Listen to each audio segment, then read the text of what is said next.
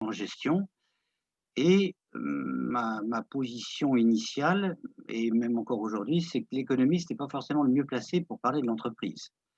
Heu et pourtant je vais parler pendant une demi heure, une heure de l'entreprise. Alors ça, je le dois, effectivement au Collège des Bernardins qui, il y a 10 ans, avait lancé un appel d'offres en disant qu'il sélectionnerait une équipe sur le thème propriété et responsabilité et pour diverses raisons qui vont vous apparaître tout de suite, pratiquement dès la 1re slide que je demanderai tout à l'heure à Didier de mettre sur l'écran, heu, nous avions décidé d'appliquer ça à la question de l'entreprise en partant de l'idée reçue, que l'on croit solide, que l'on croit même indiscutable, qui est que l'actionnaire est le propriétaire de les actionnaires sont les propriétaires de l'entreprise.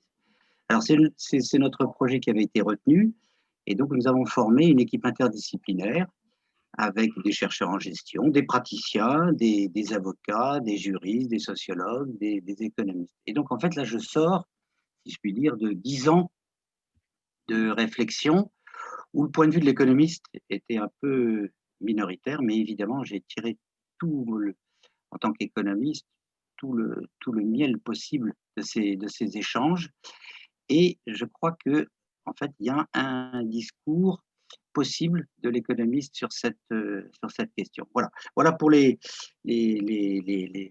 préalables et il y aura donc trois temps dans l'exposé. Un premier temps où, on va oh c'est très joli, on va, voilà, se mettre d'accord sur, au fond, heu ce qu'il faut entendre par codétermination. Un deuxième temps où je voudrais du coup, à la lumière de ces réflexions, regarder certains aspects de la loi Pacte, où déjà nous commençons à parler à aller vers la question de la transition écologique et puis je terminerai sur quelque chose qui me paraît être la voie de l'avenir et que j'appellerais éco-détermination. Je crois que tu peux mettre la diapo suivante, Didier. Voilà. Alors voilà, si là, c'est difficile d'utiliser des animations sur Zoom. En tout cas, j'ai pas pris ce risque-là et imaginons que c'est ma situation quand j'étais, c'est-à-dire face à mes étudiants, je veuille faire, une théorie, satisfaisante, rigoureuse de l'entreprise. Bah, je dois disposer, vous voyez, sur un plan, bah, des acteurs, des agents qui vont s'appeler les actionnaires, les dirigeants, les salariés, les banques, les fournisseurs, la collectivité publique de résidence, l'environnement, naturel et social et là, c'est juste un échantillon de tous ceux dont je devrais parler pour pouvoir construire une théorie de l'entreprise. Et d'ailleurs, à ce moment-là, on voit tout de suite que cette tâche est une tâche d'une complexité gigantesque. Peut quelle est la discipline qui peut prétendre maîtriser les relations entre tous ces agents qui ont des statuts et des positions, très extrêmement différentes au regard de l'entreprise? Et comment d'ailleurs mettre de l'ordre dans cet, immense conglomérat et là d'ailleurs je vais utiliser le terme de parties prenantes, en le prenant dans son extension la plus générale. Alors, la première façon de mettre de l'ordre, moi j'ai appris ça de mes collègues, juristes et bien que ce soit absolument trivial, c'est presque un propos de le premier cours de première année de droit des sociétés dans un amphi de droit, à la fac. La première entité qui regroupe ces agences, c'est la notion de société. Alors, il y a beaucoup de façons d'entrer dans la question de l'entreprise. Là, moi, je vais entrer par, disons, la société standard, hein, la société anonyme, la société de capitaux. La société de capitaux qui a la personnalité juridique. Alors voilà, je vais introduire une notion, bien que je sois économiste, une notion de droit absolument basique. C'est elle qui signe les contrats, c'est elle qui peut, aller, plaider. Là, il y a quelque chose d'une précision, alors impitoyable, puisque à un instant donné, font partie de la société et ne font partie de la société que les gens qui détiennent, on va prendre le cas standard d'une société par action, que les gens qui détiennent une action de cette société. En général, les dirigeants, en détiennent et puis il y a les des instances de pilotage de la société. Alors, on remarque tout de suite, et pour les économistes, quand on le leur fait remarquer, c'est d'ailleurs une surprise, les salariés ne font pas partie de la société, sauf s'ils détiennent une action, mais à ce moment-là, ils feraient partie de la société, non pas en tant que salariés, mais en tant qu'actionnaires. Mais comme vous le voyez, ça n'attrape qu'une toute petite partie des agents. Et en fait, si je mets, alors vous voyez, j'ai mis un trait rectangulaire, ferme, précis, en rouge, pour dire voilà, ça c'est la société. Le reste, ça fait partie de l'entreprise, et je ne sais pas où sont les limites de l'entreprise. Alors voilà aussi une chose très surprenante pour un économiste, ou à vrai dire pour toute personne qui s'intéresse à cette question. L'entreprise est peut-être la seule organisation qui ne connaît pas ses limites. Vous voyez, est-ce que les fournisseurs font partie de l'entreprise? Oui, non, non, pas juridiquement, ou un peu. Est-ce que le rapport avec le voisinage en fait partie? Bah, non, oui, vous voyez? Alors, voilà, au fond, le point de départ qui est à la fois trivial, mais complètement fondamental, et qui nous doit d'ailleurs nous rendre extrêmement modestes, je dis ça aussi pour moi, devant la complexité intellectuelle et la richesse et la profondeur de ce qu'est une entreprise. On ne comprend pas ce qu'est l'entreprise si on ne dispose que d'un seul terme pour en parler. Les juristes ont tendance à privilégier la société et ils oublient très largement l'entreprise. Les économistes ont tendance à privilégier entreprise et ils oublient, parce qu'ils sont rarement de bons juristes, ils oublient la société. En fait, on a deux disciplines borgnes. Et en fait, on va essayer dans cet exposé, comme on l'a fait pendant 10 ans Bernardin, avec toutes sortes de publications, je terminerai sur ce point, on va essayer de combiner en fait les apports déjà de ces deux disciplines, mais d'autres pour réfléchir sur ce qu'est bah, bon, je vais dire le mot entreprise, mais voilà. Alors déjà, le gouvernement des entreprises, là, ce petit schéma, eh bien, lui donne tout de suite un sens immédiat. Le gouvernement de l'entreprise, la seule entité juridique euh, qui soit active, c'est donc la société. Eh bien, le gouvernement de l'entreprise, c'est comment ce petit sous-ensemble, dans cet immense ensemble de parties prenantes, va, c'est d'ailleurs intéressant que le terme de gouvernement ou de gouvernance se soit imposé, va gouverner, qui est un terme un peu presque politique, va gouverner cet ensemble. Et d'ailleurs, tout de suite, apparaît, au moins dans le monde actuel, le monde occidental, où il y a une exigence démocratique, tiens, c'est ce sous-ensemble des actionnaires qui détient le pouvoir d'orientation de cet immense ensemble. Et je vous avais dit que nous avions répondu à l'appel d'offres du Collège des Bernardins sur le thème propriété et responsabilité, en voulant appliquer la problématique propriété-responsabilité à l'entreprise. Parce que, et moi-même, je l'ai répété comme étudiant, voire assez longtemps comme enseignant, jusqu'à ce que, en travaillant avec mes collègues juristes et autres, je m'aperçois qu'on n'a pas le droit d'utiliser ce vocabulaire-là, bien que ce soit le vocabulaire aujourd'hui encore de 90% des observateurs, des acteurs, des hommes politiques et notamment des économistes, et même du plus célèbre d'entre eux peut-être, Milton Friedman, qui avait rappelé que les actionnaires étant propriétaires de l'entreprise, eh bien, l'entreprise a comme responsabilité première de faire du profit. Il a fait un article célèbre en 1970 qui s'intitule de façon provocante la responsabilité sociale de l'entreprise, c'est de faire du profit, d'augmenter ses profits. Alors là, on voit sur ce schéma que le langage de la propriété n'a aucun sens. Regardez ce qu'est une entreprise, mais qu'est-ce que ça veut dire? Est-ce que je suis propriétaire de mes clients, des salariés, des banquiers? Voilà. Nous sommes donc partis de ce constat où là, les juristes sont absolument catégoriques. Les actionnaires ne sont pas propriétaires de l'entreprise pour une raison bien simple, c'est que l'entreprise n'est pas une catégorie juridique, hein, et vous le voyez, c'est bien sûr une réalité ô combien prégnante, hein, et c'est pas une réalité juridique. Donc ça n'a aucun sens en droit de dire: «Je suis propriétaire de quelque chose qui est même pas défini». Alors il y a une ligne de défense et qui vous traverse peut-être, certainement l'esprit. Il y a une chose qui est précise, c'est la société. Bon, alors d'accord, les actionnaires ne sont pas propriétaires de l'entreprise, mais ils sont propriétaires de la société. Le seul problème, c'est, là encore, j'ai fait ce rappel, mais quelquefois on oublie les choses les plus importantes sont les plus évidentes. La société est une personne. C'est une personne morale, mais c'est une personne. Peut-on être propriétaire d'une personne? Si c'est d'une personne physique, ça s'appelle l'esclavage. Si c'est d'une personne morale de droit public, comme l'État, vous voyez tout de suite ce que ça veut dire. Ça veut dire un système politique insupportable. Eh bien, en fait, il est absurde de dire que les actionnaires sont propriétaires de la personne morale qu'est la société. Si c'est une personne, elle est autonome, elle représente une entité sui generis.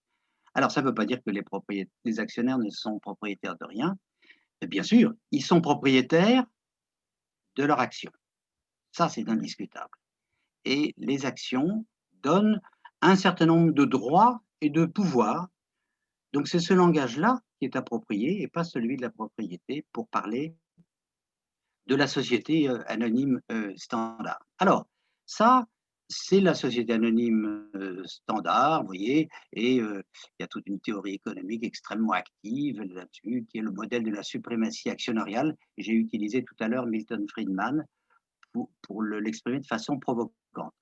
En fait, dès qu'on lève le nez du guidon, et là, moi, je le dois à tous mes collègues juristes, surtout juristes d'ailleurs, au Bernardin, qu'est-ce qu'on voit? Et alors Didier, si tu mettais la diapo suivante. Alors, vous avez ici donc une carte de l'Europe et pour moi ça a été une surprise. Ça a été une surprise, c'est que ce que je viens de vous décrire, vous voyez la société anonyme, voilà, les actionnaires qui l'ont créée, qui monopolise la représentation au conseil d'administration, tout ça étant parfaitement légal et qui gouverne, qui essaye de gouverner l'entreprise, donc à partir des instances, conseil d'administration ou bien conseil de surveillance dans une structure dualiste, voilà. Eh bien, ce schéma-là, qui est le schéma archi dominant dans nos esprits, eh bien, ce schéma est minoritaire en Europe. Et dès que vous regardez, on regarde au-delà des frontières de l'Hexagone, on s'aperçoit que, eh bien, en fait, plus de la moitié des pays d'Europe, surtout d'Europe continentale, eh bien, ont fait rentrer, alors qu'il n'y a pas de justification juridique immédiate, on fait rentrer des salariés dans les conseils d'administration. Alors voilà, tout cet exposé tourne autour de la codétermination. Là maintenant, je vais donner une caractérisation à la fois précise intellectuellement, puis après on va voir comment elle s'applique dans la réalité. La caractérisation la plus rigoureuse serait la suivante. La moitié du conseil d'administration ou du conseil de surveillance, dans une structure dualiste, est composée de représentants des salariés, donc à parité avec les représentants du capital, donc des actionnaires. Première chose. Il y en a une deuxième dont je vais très peu parler ce matin, mais qui en fait partie, c'est que là, je me suis situé, vous voyez, à un niveau stratégique, au sommet de l'échelle des décisions prises par l'entreprise. Mais à la base, il y a quelque chose qui va s'appeler en anglais Work Council, en allemand Betriebsrat. Alors, le terme français, c'est comité d'entreprise, ne serait pas excellent parce qu'il y a l'idée qu'on est au niveau de l'établissement, au niveau à la base, et que là, cette entité-là n'est composée en fait que de représentants des salariés et discutent, réfléchissent, prennent des décisions, il y a dans un certain cadre, bien entendu, sur l'organisation du travail. Alors voilà, le dispositif complet de la codétermination, comporte ces deux piliers. Un pilier conseil d'administration, ce que les Allemands appellent codétermination d'entreprise, et puis un pilier à la base, euh, comité d'établissement où on traite de la question de l'organisation du travail au sens large du terme, ce que les Allemands appellent codétermination d'établissement. Bon, ça c'est la définition. Alors maintenant, euh, la situation actuelle en Europe est la suivante. Ce que je viens de décrire n'est présent que dans un seul pays, qui est l'Allemagne. Mais pas un pays négligeable et, entre parenthèses, pas un des pays le plus maladroit dans la concurrence internationale. Mais par ailleurs, vous avez une douzaine de pays où il y a une forme, alors pas aussi forte, mais une forme très significative de la codétermination. Et le schéma est le suivant. Le pourcentage d'administrateurs salariés dans les conseils d'administration ou de surveillance n'est pas 50%, mais il est de l'ordre du tiers. Voilà. C'est très variable d'un pays, enfin variable. Les dispositifs juridiques sont très variables d'un pays à l'autre, mais en gros, il y a un attracteur, on dirait les mathématiciens, autour de 30%. Et alors ça concerne, alors c'est très intéressant du point de vue de l'histoire de l'Europe. Vous allez voir que tout ça, c'est lié à la construction européenne. Il y a le bloc, on va dire, germanophone, hein, vous allez retrouver l'Autriche, etc. Et tout ça, ça s'est fait donc après la Deuxième Guerre mondiale dans les années 50, 60. Et puis, il y a un deuxième bloc très important qui est l'ensemble des pays scandinaves. Et ça, c'est euh, dans la foulée de mai 68, pour aller vite. Ça s'est fait dans les années 70. Et puis, un troisième bloc qui va être le bloc des pays de l'Est qui sont entrés dans l'Union européenne après la chute du mur de Berlin. Donc, ça fait un sacré ensemble de pays. Alors, vous voyez, c'est tous les pays qui sont ici en rouge, rouge clair ou rouge foncé. Il y a une petite erreur sur le schéma. La tache blanche au milieu devrait être en rouge foncé. C'est la Pologne. Et la France. Alors, la France est la dernière venue, puisque depuis 2013, une loi de juillet 2013, les entreprises privées, je parle des entreprises privées, ont donc un et maintenant ou deux salariés dans les conseils d'administration à partir d'une certaine taille. Donc voilà, la première chose qu'il faut savoir, nous sommes européens, eh bien l'Europe a inventé un système qui n'est pas le système anglo-saxon de gouvernement d'entreprise et où les salariés, dans un nombre, un pourcentage vraiment très très significatif de pays, eh bien, les salariés participent à l'élaboration de la stratégie. Et alors, il y a une deuxième différence qui est intéressante, c'est que le pourcentage de 50%, qui ne s'applique bien que dans le cas de l'Allemagne, ne vaut que pour les grandes entreprises, 2000 salariés. En dessous, le pourcentage est de 30%. Mais dans le reste de l'Europe, où l'attracteur c'est 30%, le seuil d'application de la codétermination, le seuil, j'ai envie de dire par compensation, est beaucoup plus bas. Au Danemark, il démarre à 25 salariés. C'est-à-dire que ça concerne vraiment potentiellement toutes les entreprises. Donc voilà, ça c'est le minimum qu'il faut avoir en tête. Plus de la moitié des pays d'Europe pratiquent la codétermination, ce qu'on oublie. Et dans cet ensemble, laissons de côté le cas particulier de la France, auquel on va venir tout de suite plus dans le détail, vous avez le cas particulier 50%, mais avec un seuil d'effectif élevé, ou bien 30%, alors par contre avec un seuil d'effectif extrêmement bas. Un dernier mot sur l'Europe. Alors ça a été une de mes, là je vais avouer mon ignorance, ça a été une de mes grandes découvertes en écoutant mes collègues juristes ou historiens, c'est que il y a eu en Europe, il y a eu dans la construction européenne, après la naissance de la communauté économique européenne, fin des années 60 et tout au long des années 70, une discussion intense entre les pays fondateurs. Hein, les 6 pays fondateurs euh, euh, ont eu vraiment l'intuition que si on voulait fonder une communauté politique, bien sûr, il y a un principe de concurrence libre et non faussée, le respect des droits de l'homme, etc. Mais il était nécessaire d'harmoniser le droit des sociétés. Et donc, il y a eu 10 ou 12 années de discussions intenses autour de, pour, pour, pour que la concurrence, et même bien au-delà des questions de concurrence, soit équilibrée. Il faut un équilibre, il faut une harmonisation du droit des sociétés. C'est le fameux projet de 5e directive. Alors, quand on regarde ce qu'il contenait, eh bien, c'était la généralisation de la codétermination, un système qui n'est pas tout à fait le système allemand, qui serait plutôt le système néerlandais, et qui aurait été rendu obligatoire pour tous les pays membres de la communauté économique européenne. Mais ça, c'était les années 70, et vous le savez, fin des années 70, début des années 80, arrive au pouvoir en Grande-Bretagne Margaret Thatcher, aux États-Unis Ronald Reagan, et la philosophie économique anglo-saxonne, la financiarisation, va s'imposer et nous faire oublier tout ce pan de la construction européenne. Voilà. Alors écoutez ça, j'espère que je n'ai pas été...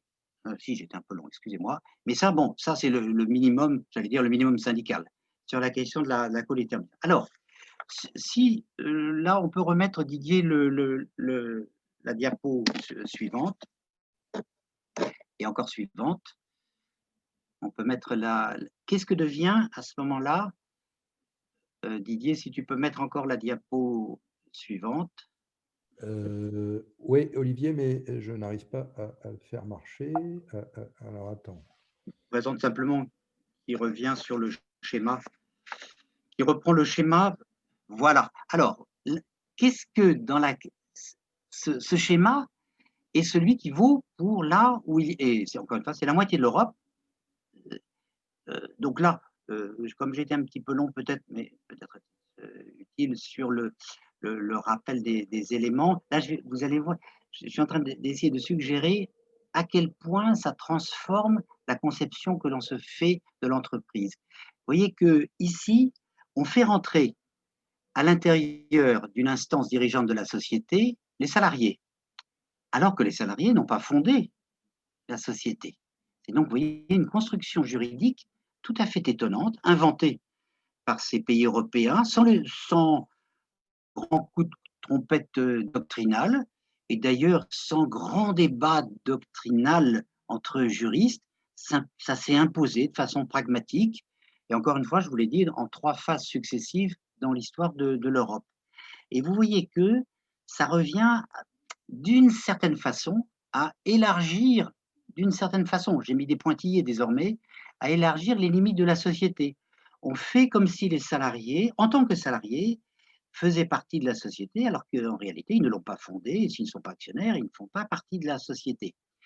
Et donc, ça veut dire que, d'une certaine façon, on a rapproché, les mathématiciens disent l'extension, c'est-à-dire le nombre d'entités qui en font partie, on a rapproché la société de l'entreprise, ou d'une partie de l'entreprise. Et alors là, je vais introduire une terminologie très importante, qui est due à plusieurs auteurs, dont Christophe, mon ami et collègue juriste Christophe Clair, mais d'autres aussi, la distinction dans les parties prenantes entre, eh bien, des parties prenantes dans un sens strict, et puis parties constituantes.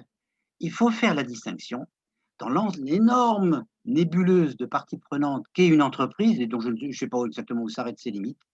Il faut isoler celle qui constitue vraiment l'entreprise. Et là, j'utilise un langage presque juridique, même si l'entreprise n'est toujours pas une entité juridique à proprement parler. Donc là, il y a une intuition d'une extrême profondeur, vous voyez, qui s'est imposée pragmatiquement dans plus de la moitié des pays d'Europe et qui est une invention européenne et qui d'ailleurs n'a pas été encore entièrement pensée, ni d'un point de vue politique, ni d'un point de vue juridique. Mais bien sûr, il y a aussi, autour de ce bloc, il y a aussi, bien sûr, toutes les autres parties prenantes, mais qui ne constituent pas l'entreprise de la même façon que le font les actionnaires, les dirigeants et les salariés. Une chose très intéressante, puis là on va parler maintenant de la loi Pacte, une chose très intéressante de cette conception, c'est qu'elle traite, c'est dire le terme que j'ai utilisé, qui est de Christophe Clair, c'est qu'elle regarde l'entreprise d'une façon pluraliste. Il y a le pouvoir des actionnaires, il est totalement légitime. Il y a le pouvoir dirigeant, le pouvoir également totalement légitimes et spécifiques des dirigeants. Ce n'est pas la même logique que celle des actionnaires. Et il y a le pouvoir de ceux qui font le travail et qui sont les salariés. Il y a donc quelque chose d'intrinsèquement pluraliste, c'est pour ça que c'est né sur le continent européen, dans le modèle de la codétermination. Alors, voilà. Maintenant, on va regarder et on va du coup avoir un regard extrêmement, comment dire, sélectif à l'intérieur de la réforme très importante qui a été apportée par la loi Pacte. Est-ce que tu peux introduire, Didier, voilà. Ah ben là, par contre, tiens, c'est intéressant.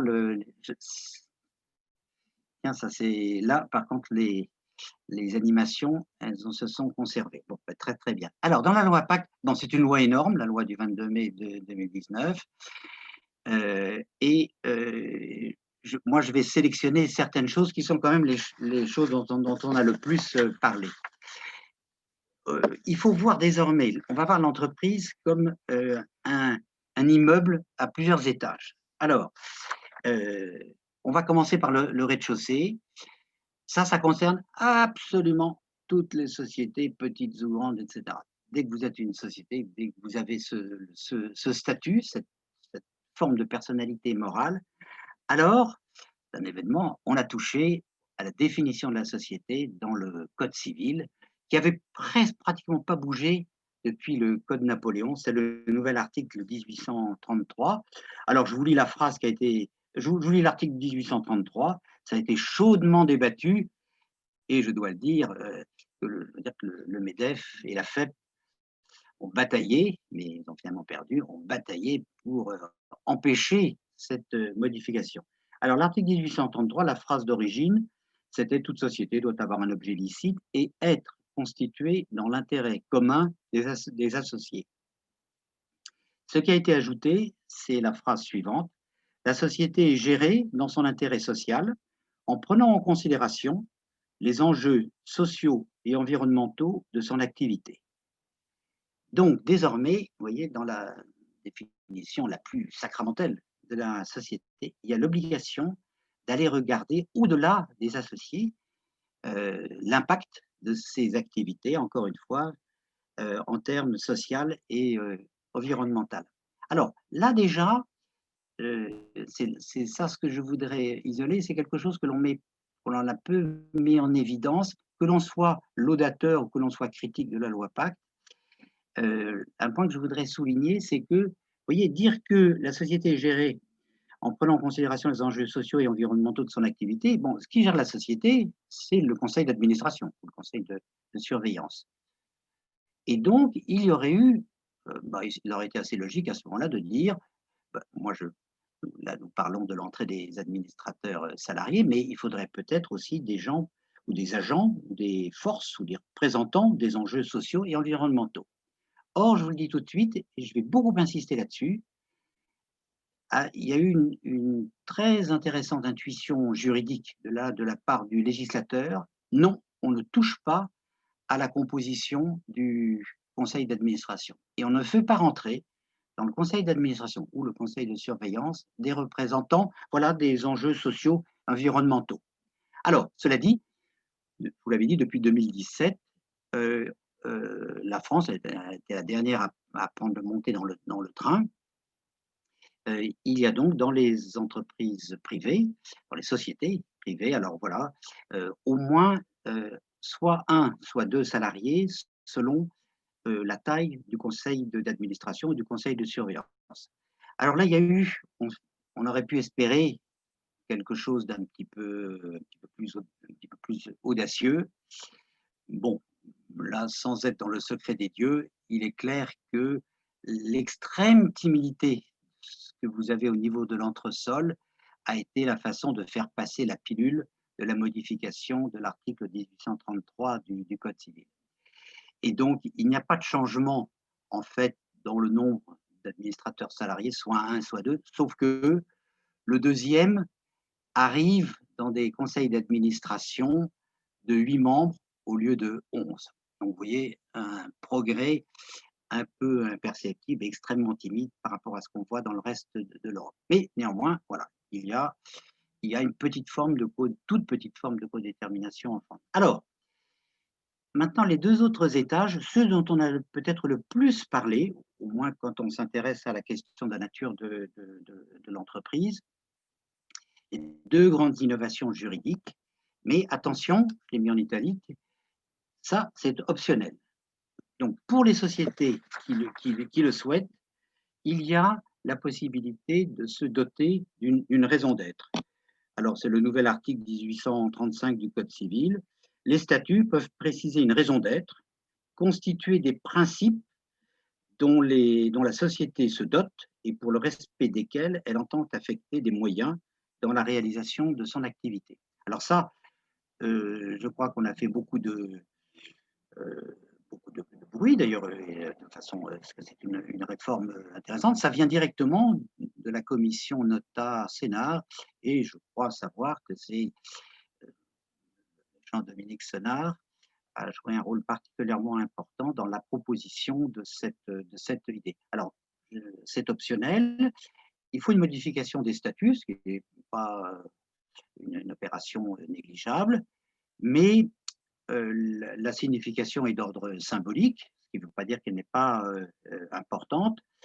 Alors, tout à fait différent est le dernier étage. Voilà, oui, on monte à là. Ça, c'est maintenant, c'est l'entreprise modèle.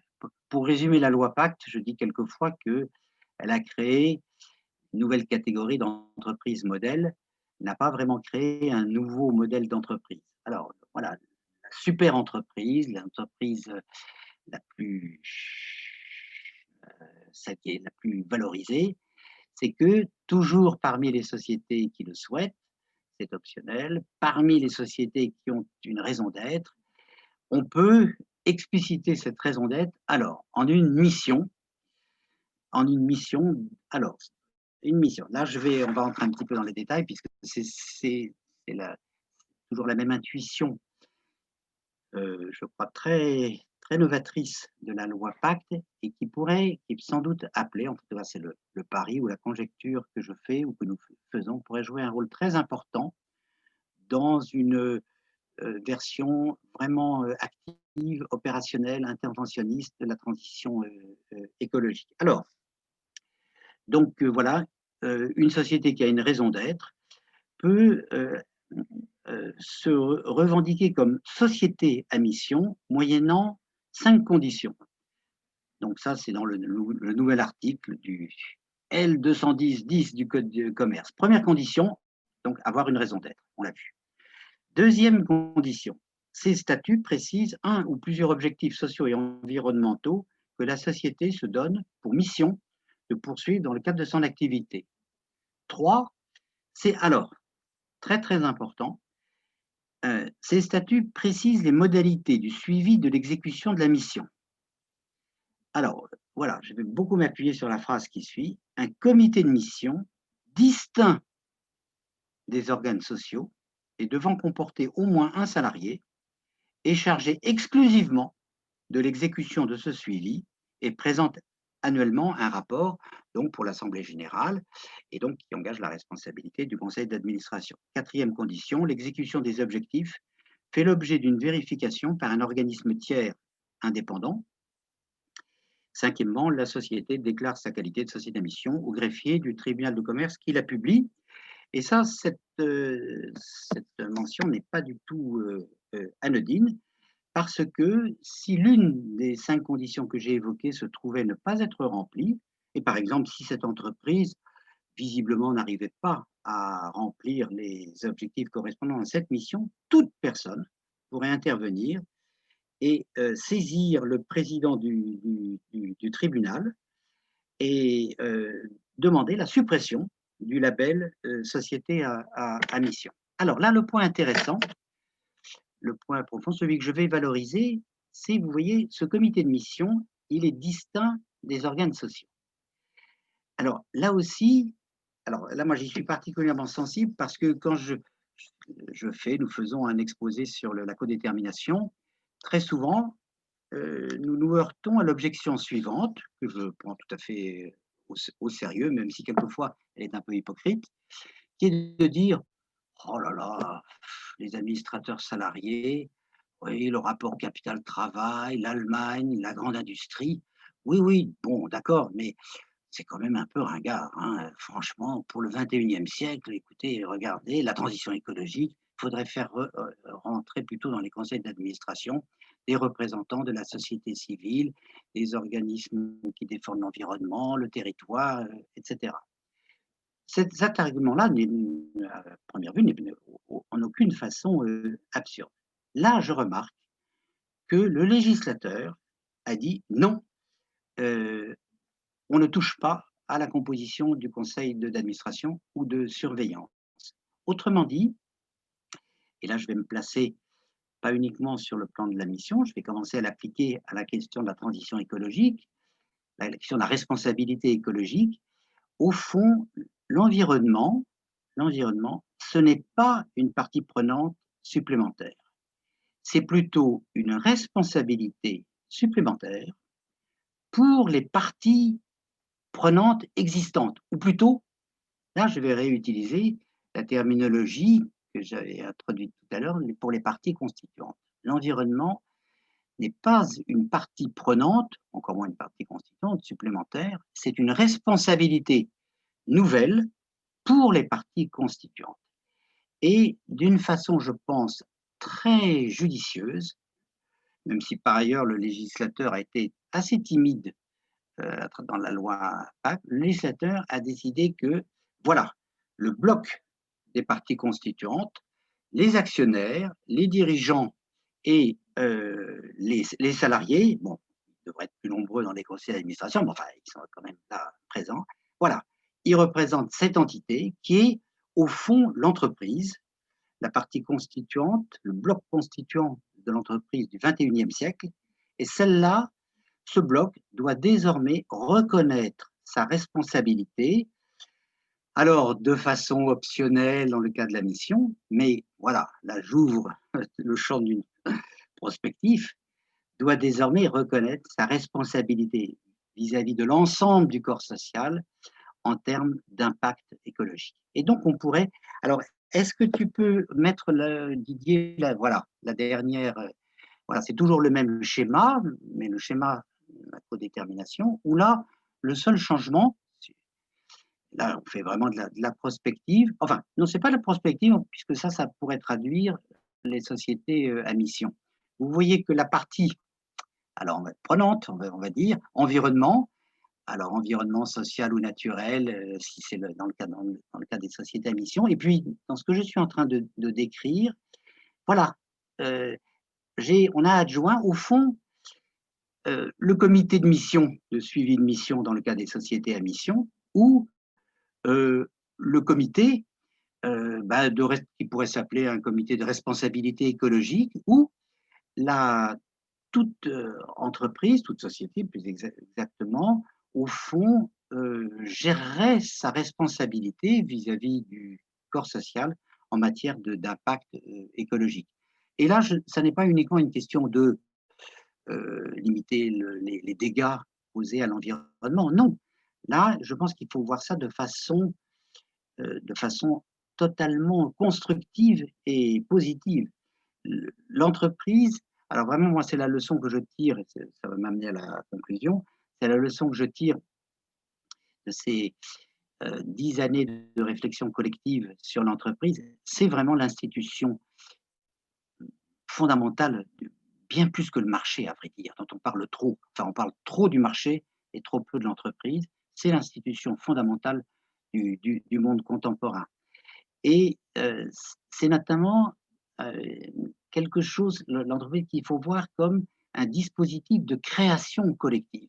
Quand on y pense, le monde dans lequel nous vivons a été créé directement ou indirectement par ce qui est né à l'intérieur des entreprises. Et bien maintenant, ce pouvoir de création collective, il faut, et ça va demander un énorme effort d'inventivité et de créativité, il faut le mettre au service d'une eh bien, d'une transformation de la relation avec la planète sur laquelle nous vivons, parce que le type d'économie qui a été le nôtre jusqu'à présent, même s'il a permis d'une façon inouïe à l'échelle de l'histoire d'élever le niveau de vie, est en train de menacer, comme vous le savez, la survie de la planète Terre. Et donc, voilà, je voudrais vraiment insister sur le fait qu'il s'agit, dans la réorientation de l'économie, de mettre de façon plus directe la force de création, la puissance de création collective, la puissance d'inventivité des entreprises au service de la transition écologique. Et le dispositif institutionnel, vous voyez, là, de façon très libre, très prospective, que je viens d'évoquer, pourrait être une très bonne façon de passer des grandes idées et des grands discours aux actes. Voilà. Je crois qu'il est plus que raisonnable que je m'arrête maintenant pour voir quelles sont vos réactions, vos commentaires, vos critiques, vos observations, etc. Merci beaucoup, Olivier. C'était extrêmement intéressant et très clair. Merci pour cette vision évolutive de la conception de la gouvernance. Alors, dans le chat, il y a déjà des premières questions et si vous voulez, je vais donner la parole dans l'ordre d'arrivée. Oui. Alors, à Catherine Janot, est-ce que vous m'entendez? Voulez-vous poser votre question? Euh, Peut-être qu'on peut faire disparaître l'écran, Didier, Oui, j'arrête parce le que, à partage moins que si jamais une question se posait, voilà, comme ça et on pourra le remettre. Merci. très bien. oui, bonjour, merci pour cet exposé très complet et très intéressant. Je pense que vous avez traité le point que j'évoquais, vous insistez hein, sur la participation des salariés à la gouvernance des entreprises.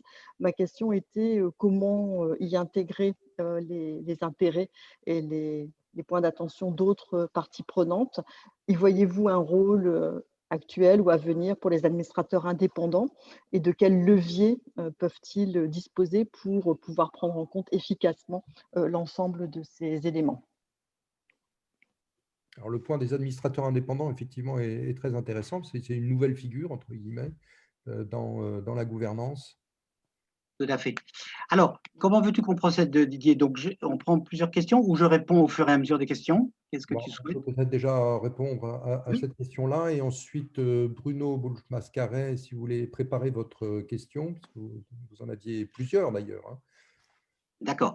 Alors, je vais essayer d'être le plus concis possible de façon à maximiser le nombre de questions auxquelles j'essaierai de répondre. Alors, le, sur la prise en compte des autres parties prenantes. Alors, ce que j'appellerais le schéma de l'éco-détermination, ce serait une codétermination forte, significative, c'est-à-dire 30% du conseil d'administration ou des conseils de surveillance, plus l'instauration, mais de façon sinon obligatoire, du moins fortement incitative, d'un comité de responsabilité écologique sur le mode des comités de mission.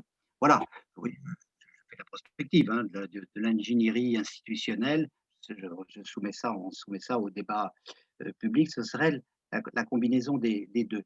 Alors, vous posez deux questions assez différentes. Il y en a une, c'est, et au fait, la prise en compte des autres parties prenantes, d'une part, et puis il y a la question des administrateurs indépendants. Alors sur la question des administrateurs indépendants, les juristes qui sont dans notre groupe, parce que je parle bien sûr en mon nom personnel et je partage, je pense, tout ce que je dis, mais j'espère bien vous avoir fait comprendre que c'est le produit d'un travail très collectif.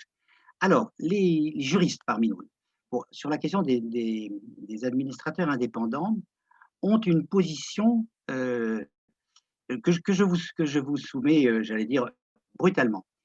Euh, les administrateurs indépendants, il y a beaucoup de points de vue critiques à ce sujet, parce que il est quand même étrange de dire que vont être compétents pour parler de ce qui se passe dans une entreprise ou de la façon dont elle soit se comporter. Il faut aller chercher des gens qui sont extérieurs à l'entreprise. Ça, c'est un premier point. Et comme vous le savez, l'histoire, notamment américaine ou anglaise, hein, est quand même terriblement instructive à ce sujet. Premier point. Et le deuxième point, c'est que les juristes de notre groupe, je ne vais pas les faire parler, mais je vais vous donner leur point de vue, disent que les vrais administrateurs indépendants, eh bien, ce sont les administrateurs salariés. Parce que eux, un administrateur indépendant, il a été choisi par la direction de l'entreprise, ratifié par l'Assemblée générale, etc. Bon, je ne veux pas être cynique, mais bon, cette forme d'indépendance, avec tous les, elle est limitée. Un administrateur salarié, il est dans l'entreprise, il a été élu. C'est une des techniques de nomination. Il a été élu par les autres salariés dans une des formules possibles. C'est une forme d'indépendance. Ça ne supprime pas tous les problèmes. C'est une forme d'indépendance notamment par rapport à la direction de l'entreprise. Voilà, je vous livre ce point de vue rapidement. Et alors, sur les autres parties Je ne suis prenantes. pas forcément d'accord, hein, mais enfin, ça peut faire l'objet d'une autre discussion. Voilà. Voilà, Je pense que dans la vraie vie, le salarié, il est difficilement indépendant, il reste salarié de l'entreprise et il peut avoir de la difficulté, je l'ai vécu, hein, il peut avoir de la difficulté aussi dans certaines décisions sur le long terme qui supposent des sacrifices importants en court terme. Donc ça suppose une éducation qui ne vient pas de manière immédiate. Bon, on va peut-être Écoutez, pas ouvrir le débat sur ça. non, mais c'est un vrai débat. Mais attention, là, le schéma dont je parle, c'est pas le schéma actuel, où il n'y a que un ou deux administrateurs salariés.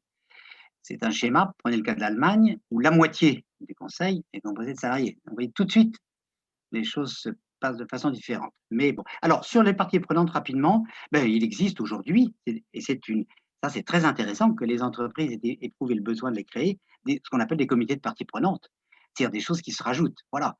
Et ce phénomène qu'on observe dans beaucoup d'entreprises n'est pas pour rien dans le schéma prospectif que j'ai esquissé. Et donc, bien sûr, ça ne supprime pas la nécessité d'un tel comité.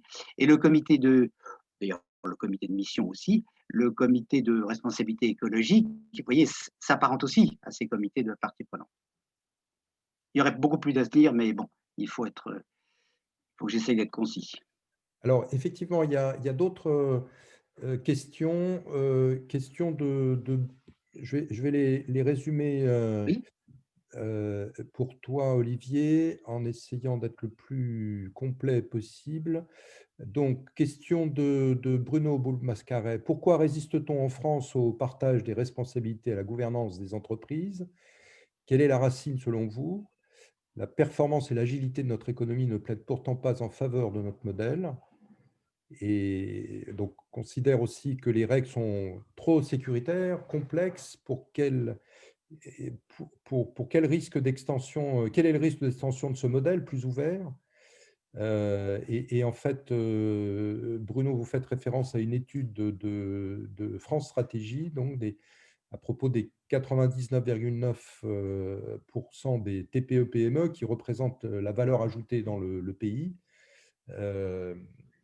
Ensuite, il y a une question de Luc Jeannet sur les administrateurs désignés comme représentants des salariés.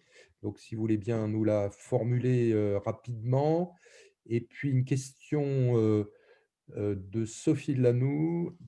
Pourriez-vous nous dire ce que vous pensez des débats récents à propos des restructurations à fort impact social d'Emmanuel Faber de Danone, 6 mois après les annonces sur la raison d'être? Qui devrait décider? Quid du comité de mission? Voilà, à ce stade, les différentes questions assez variées. Alors, très bien, j'essaye d'être toutes ces questions sont passionnantes, merci beaucoup. Et puis, ce sont de vraies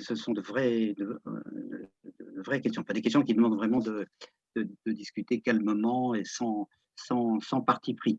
Alors, pourquoi il y a cette résistance en France?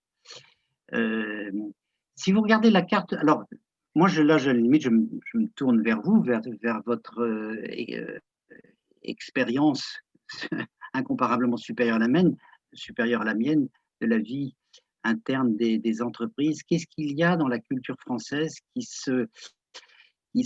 s'oppose à… Parce que il y aurait, faut pas que je me laisse trop entraîner à rentrer dans ces parce que c'est absolument passionnante. Il y a quelque chose qui est très surprenant, c'est que très régulièrement, cette question-là revient en France et elle est même si là, on a quand même fait une percée un peu décisive à partir de 2013, la question de l'entrée des administrateurs salariés, euh, sans aller si je vais aller, je remonte. 1963, dans la grande euh, François Bloch-Lenné fait un livre qui s'appelle Une nouvelle conception de l'entreprise, où il préconise en fait ce qui s'appelle aujourd'hui la codétermination. Ça, c'était donc l'époque des 30 Glorieuses, le Fordisme, etc. Et là, c'était un inspecteur des finances dans la grande tradition gaulienne. OK. Il y aurait d'ailleurs beaucoup de choses à dire sur De Gaulle. Euh, Surtout que c'est une référence qui est pas mal sollicitée aujourd'hui, en termes du côté de la participation. Quand vous regardez attentivement ce que De Gaulle entend par participation, ça ne se limite absolument pas, n'en déplaise à Bruno Le Maire, ça ne se limite absolument pas à une participation aux résultats, l'intéressement aux bénéfices, etc. Et même si j'avais le temps, mais ça serait vraiment un autre exposé, je pourrais vous dire que un des secrets du référendum de 69, qui a vu partir le général de Gaulle, il y a eu un débat entre de Gaulle et Pompidou sur la nécessité de promouvoir une participation, en fait, que j'appellerais la codétermination à l'intérieur des entreprises. Mais il ne faut pas que je fasse ça. Giscard est élu, il nomme une commission qui a fait un rapport très intéressant, la commission Sudreau. Lisez, ça existe en poche. Qu'est-ce que recommande cette commission? Eh bien, quelque chose, une codétermination à 30%, qu'ils appelaient d'ailleurs co-surveillance, et puis que Giscard a finalement enterré. Et donc, vous voyez, ça ressort maintenant. Qu'est-ce qui fait que la société française, tous les 10 ans, tous les 7-8 ans, ressort cette question-là? Bon, ça, les choses progressent quand même. Alors, je pense qu'il y a quelque chose qui tient, alors, mais ça serait plus à vous de le dire, un phénomène un peu culturel au niveau du patronat, aussi au niveau des syndicats, il faut bien le dire. Je vais dire simplement deux choses pour ne pas être trop long. Au niveau patronal, il y a quelque chose que les adversaires de la codétermination ne perçoivent pas, c'est que le rôle et la fonction du dirigeant d'entreprise gagnerait en importance et en profondeur dans le schéma de la codétermination. Pourquoi? Là, je parle en économiste. Vous êtes un dirigeant d'entreprise confronté à un conseil d'administration dominé par les actionnaires. Le langage commun, c'est le langage de la finance. Ben, je suis désolé, à moins que vous soyez un héros, un saint, etc., vous allez être, d'ailleurs c'est ce que les économistes disent, vous allez être l'agent, le dirigeant va être l'agent des actionnaires. C'est le langage de la théorie économique actuelle. Si vous êtes devant un conseil d'administration composé pour moitié, je rêve, de représentants des actionnaires et de représentants des salariés, la fonction du dirigeant change. Elle devient une fonction politique au sens le plus noble du terme, qui est d'engendrer un intérêt commun au travail et au capital. Le capital n'est aucunement écrasé dans cette affaire. C'est-à-dire la responsabilité du dirigeant est de créer l'intérêt de l'entreprise et pas uniquement l'intérêt, si je puis dire, de la société réduite à ses accessoires. Voilà.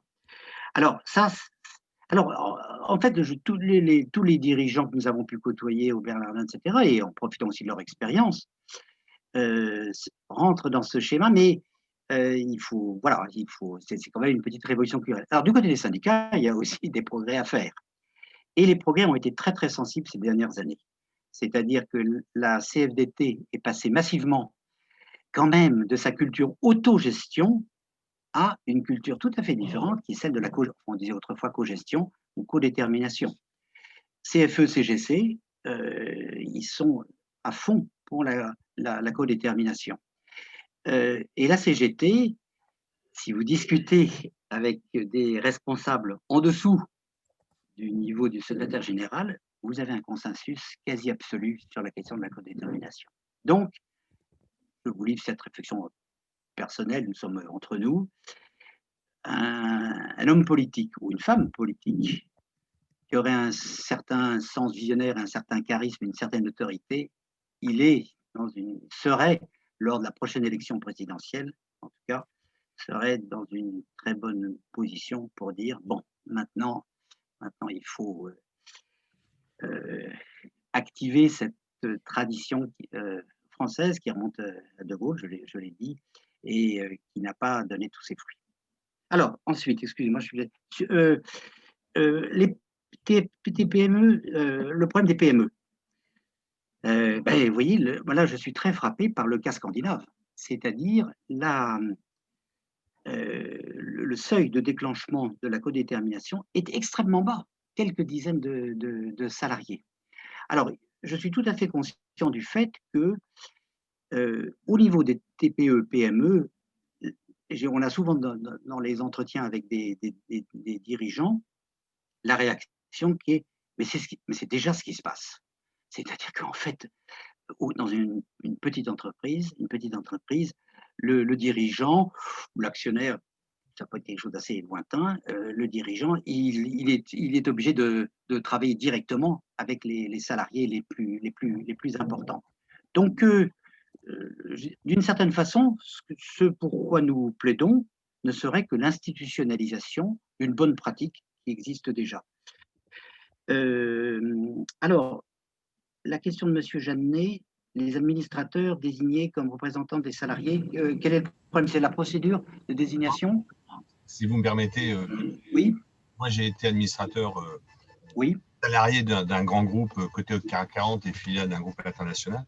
Je voudrais en fait simplement dire que l'appellation administrateur salarié est à mon avis assez impropre parce qu'en fait vous créez une sous-catégorie d'administrateurs en disant ces administrateurs salariés, en fait c'est pas des vrais administrateurs. En fait un administrateur désigné par le collège des salariés a les mêmes droits et devoirs que les autres administrateurs. Et donc on introduit un biais en disant administrateur salarié parce qu'en fait on le met dans une catégorie de seconde zone et en fait on va à l'encontre de ce qu'on cherche à faire. Voilà. Et c'est effectivement, il y a un problème de terminologie. Alors effectivement, en France, ils ne sont pas qualifiés d'indépendants. On pourrait dire qu'ils ont la liberté d'esprit parce qu'ils ont un statut de salarié protégé. Mais l'expérience récente, je ne sais pas si vous avez suivi l'actualité Engie au moment de la cession départ de Engie dans Suez, les administrateurs affiliés à un certain syndicat se sont abstenus de voter, ce qui est, à mon avis, contraire à leurs obligations d'administrateurs. Et là, en fait, ils ne sont pas complètement indépendants non plus parce qu'ils sont affiliés à un syndicat. Donc là, il y a un autre problème parce que ça vient entraver l'exercice de leur mandat. Et puis, effectivement, ce que vous avez mentionné sur les représentants de l'environnement de l'entreprise, enfin, de l'entreprise étendue, au sein du conseil d'administration, ça doit être fait par les administrateurs dits indépendants, qui, en fait, comme vous l'avez mentionné, ne sont pas si indépendants que ça, parce qu'en fait, ils sont préoccupés par leur renouvellement, leur renomination. Alors, merci de ce commentaire là qui soulève toutes sortes de vrais problèmes. Je vais juste faire 2 commentaires sur votre commentaire. Le premier, c'est qu'effectivement, ce qui s'est passé alors on peut prendre le cas de Danone, qui effectivement est une société un peu exemplaire, puisque je crois que c'est la première société à mission dans le prolongement de la loi Pacte. Et évidemment, là, qui a un comportement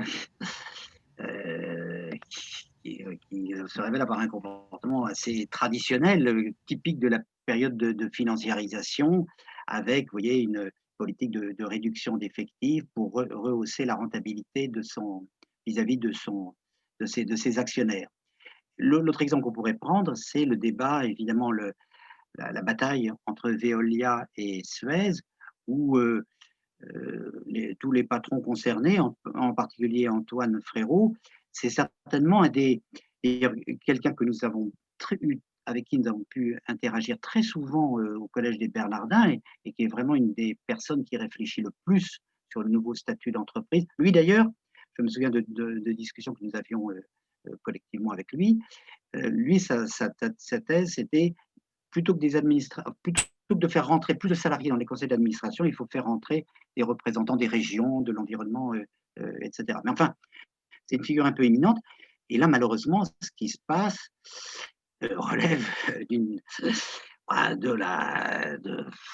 du capitalisme financier. Je connais pas je ne peux pas rentrer dans le détail du dossier le plus habituel. Et il y a eu beaucoup d'articles pour dire, et le dernier article à ce sujet, c'était il y a 48 heures. Je vous invite à aller lire la chronique de Jean Perlevade dans Les Échos, qui a dit, bah, écoutez, la loi Pacte, avec ces super sociétés et les sociétés à mission, si on regarde le comportement de Danone et le comportement de Veolia, on ne peut pas dire que c'est vraiment transformer le capitalisme dans un sens plus inclusif, plus responsable. Et la conclusion de son article, c'est ben, les choses seraient très différentes si, alors il a pris l'exemple plutôt que de l'Allemagne, des pays scandinaves, si dans les pays scandinaves, comme dans les pays scandinaves, les conseils d'administration ou de surveillance étaient composés d'une façon extrêmement significative, donc plus que ce n'est le cas dans la situation française,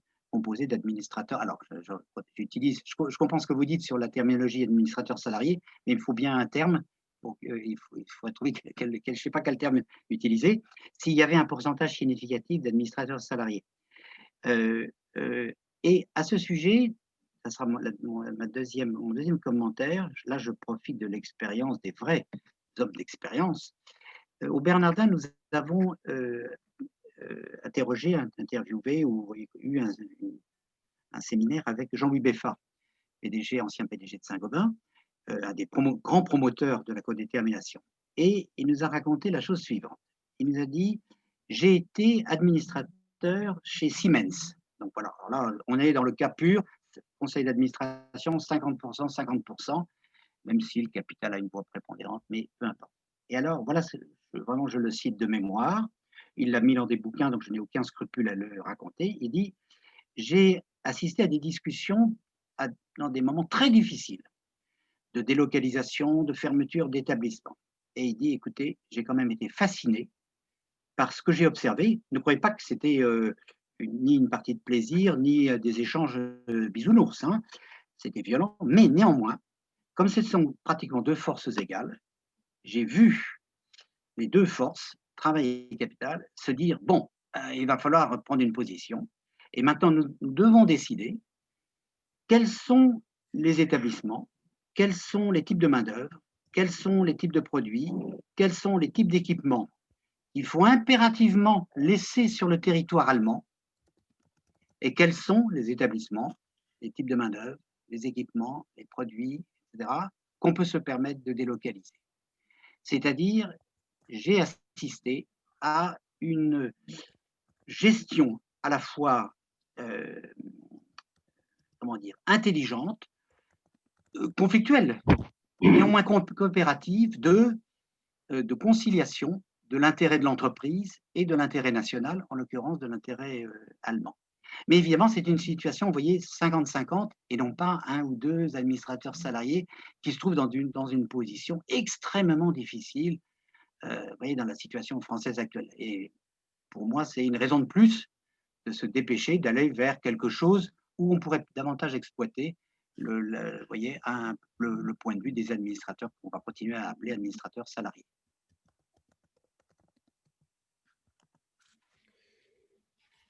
Bien, d'autres questions? Une dernière question peut-être. Le temps passe, hélas, malgré et grâce à la passion que vous mettez les uns et les autres sur le sujet.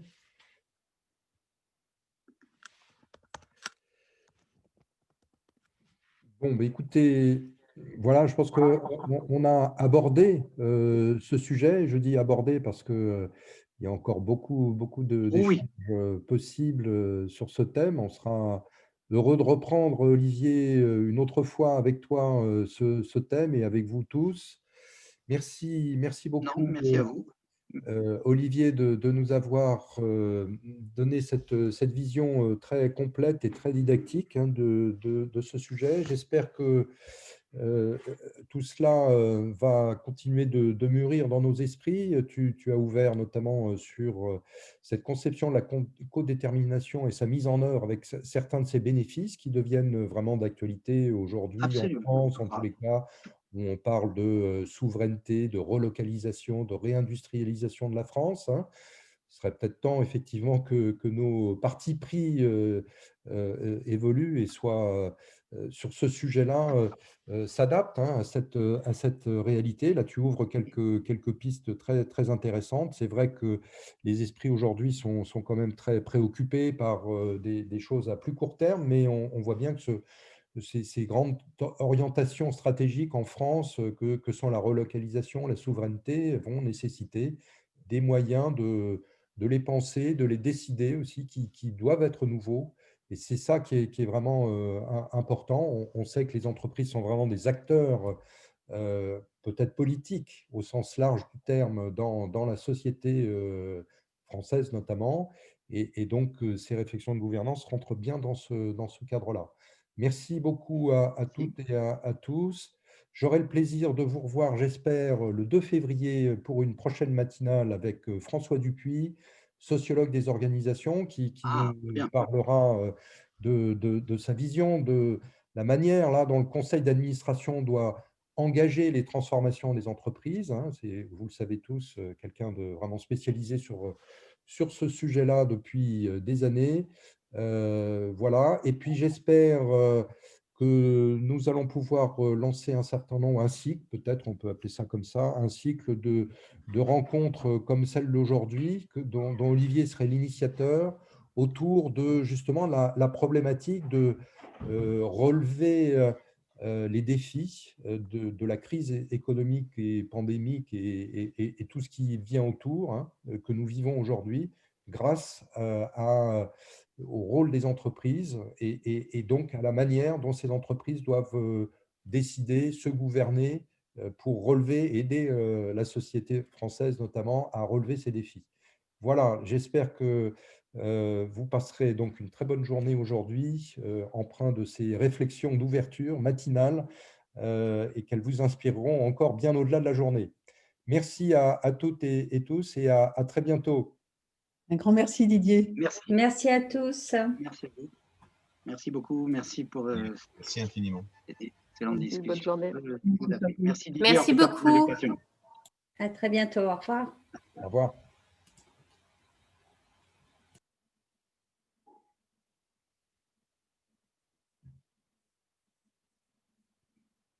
Bon, Didier, merci beaucoup. Merci pour Merci à toi aussi. Merci pour ton invitation, ton animation, et puis écoute, c'était non, pour moi c'est toujours passionnant non, puis on voit bien que les esprits sont réceptifs. Et bon, en même temps, on voit bien aussi où sont les problèmes, les difficultés. Et puis on voit bien aussi que certes, on a on a fait les premiers pas sur la voie de la codétermination en France, mais être un ou deux administrateurs salariés, c'est pas facile, hein, aujourd'hui. Voilà, c'est vraiment une raison de plus pour continuer à avancer, je pense. Oui, oui, oui. Alors peut-être faudrait-il, alors juste sur le plan matériel, augmenter d'une demi-heure, hein, la séance, parce que ça laisse un petit peu plus de temps, d'abord pour déployer sa pensée, la pensée Oui, de ouais, l'intervenant. j'étais un petit peu long, hein, je m'en rends compte. Oui, Non, oui, non, non, mais c'était oui. c'était très, très justifié, hein. C'est important aussi de bien prendre le temps de nommer les choses, etc., parce qu'on réagit tous, Mmh. on réfléchit tous de manière tellement automatique qu'il faut prendre le temps de, de- de poser les choses. Et puis c'est vrai que sur certains sujets quand même assez complexes, ça Oui, oui, peut être intéressant de prendre plus de temps de rentrer dans le détail, oui, absolument. Alors, pour échanger aussi et dialoguer, hein. Donc mmh, voilà, là, il y a souvent un premier échange, mais qui pourrait être tout à doublé fait. sur certaines, Ah certaines oui, questions. Voilà. Et puis, bah, écoute, effectivement, si on peut réfléchir à d'autres interventions sur ce sujet hein, plus large, hein, comment les entreprises peuvent participer à la sortie de la crise actuelle Mhm. à travers leurs décisions et leur gouvernance. Ça pourrait être très intéressant. Peut-être pourrait-on proposer à Christophe Clerc d'intervenir Alors, dans je ce pense, oui. sens-là. Tu vois, je pense que des gens qu'il faudrait, tu pourrais solliciter, certainement, il y a. Ah oui, tiens, on n'a pas mis la dernière slide où il y avait les rêves, mais peu importe. Bah, de toute façon, tu peux faire parvenir les Oui, slides à tout le monde, oui, hein, oui, bien tout à sûr. fait. Ouais. Et il y a donc Christophe, alors, qui a le grand avantage par rapport à moi d'être juriste, de connaître vraiment dans le détail, tu vois, tous les dispositifs européens, etc. Donc, dès que les questions deviennent un petit peu précises, etc., là, moi, d'ailleurs, je lui laisse la parole. Il y a lui, il y a Martin Richer aussi, qui connaît aussi. Tout ça, c'est le groupe des Bernardins, tu sais, Ouais, mais spécialisé sur la question de la codétermination. Il y a aussi deux personnes qui sont très intéressantes. Il y a Jean-Baptiste Barfetti, avec qui tout ça je pourrais te mettre en relation. Jean-Baptiste Barfetti, je te l'avais dit, c'est le rédacteur, la plume